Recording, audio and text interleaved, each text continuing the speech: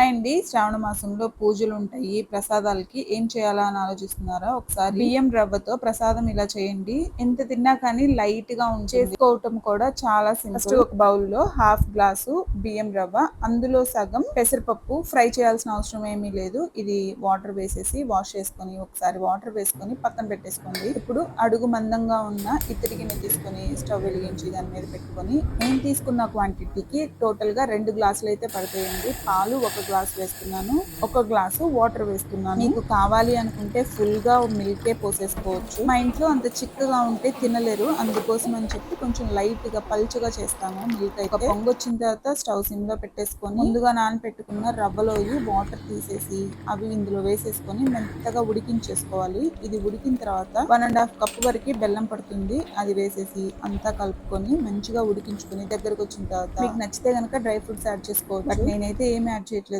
Just నెయ్యి వేసుకొని దేవుడికి నైవేద్యంగా అయితే సమర్పించుకోవచ్చు. నచ్చితే గనక ట్రై చేసి ఎలా వచ్చిందో కమెంట్ చేయండి. బాయ్.